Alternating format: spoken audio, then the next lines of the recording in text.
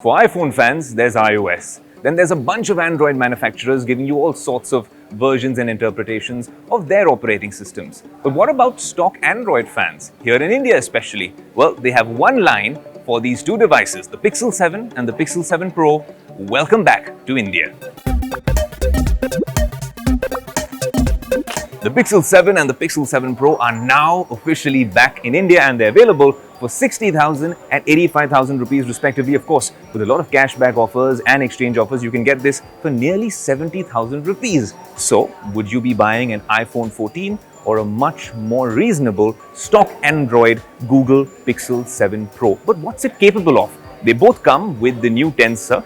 Like Apple has Silicon, now Google of course has Tensor from last year, and this is the new G2, capable of much better camera performance and a bunch of new features. But we're at the Google Pixel event, so we want to experience some of them. But before we do, I want to tell you what it feels like. They're much lighter to hold than the iPhones. I think this is a real opinion divider, this sort of bezel or this protrusion at the back.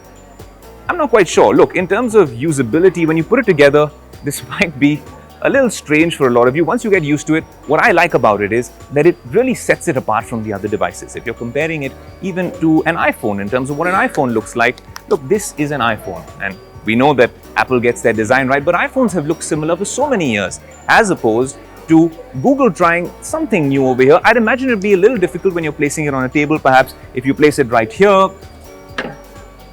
But you know what? Strangely enough, there's no wobble. This is just our first impressions.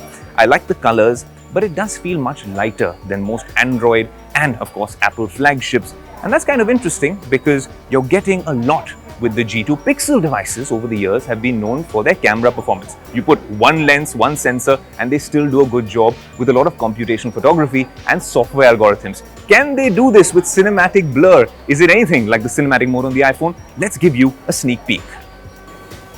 Okay, the devices feel good in the hand. They're both powered by the Tensor chip. But what does that mean? This feature is the cinematic blur. That's exactly how it works. Now, of course, we're back on the Tech Today camera. We'll be testing that extensively on Tech Today when we can review the phone and I've had some time with the devices. But for now, our initial impressions, well, that's kind of interesting that they have cinematic mode, and we'll be comparing that with an iPhone very soon.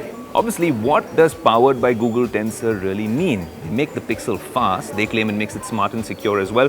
But in terms of the display, you have a 6.7-inch QHD plus LTPO smooth display, refresh rate up to 120 Hz on the Pixel 7 Pro. The camera is 48 megapixels, a telephoto lens, a 5x optical zoom, 50 megapixel wide lens, 12 megapixel ultra wide lens with autofocus, and then of course you have a 10.8 megapixel front camera with 4K video. Of course it comes with water and dust protection, IP68, and when you're talking about the smaller sibling, the Pixel 7, it comes with a 6.3-inch FHD plus smooth display, but this one clocks in only 90 Hz when you're talking about refresh rate, a 50 megapixel wide lens, 12 megapixel ultra wide lens, and a 10.8 megapixel front camera with 4K video, similar to its elder sibling. This also comes with the Google Tensor G2 chip. And of course, this also comes with water and dust protection IP68. Well, Google claims both these devices come with over 24 hours of battery with fast charging. We'll be testing that claim on Tech Today. Look, there's a bunch of industry-first features on the Pixel 7 and Pixel 7 Pro. Google claims there's a new feature as well, which is called Photo Unblur. For your blurry images, they can be fixed by the algorithm using machine learning. Google's really good at that, but we will test that claim on Tech Today once we have the devices with us in an extensive review.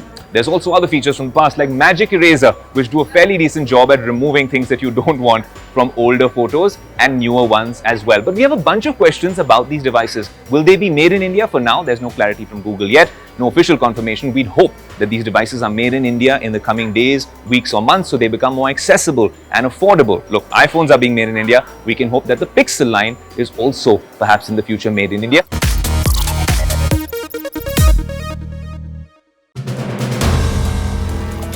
If you like the video, do like, comment, share and subscribe.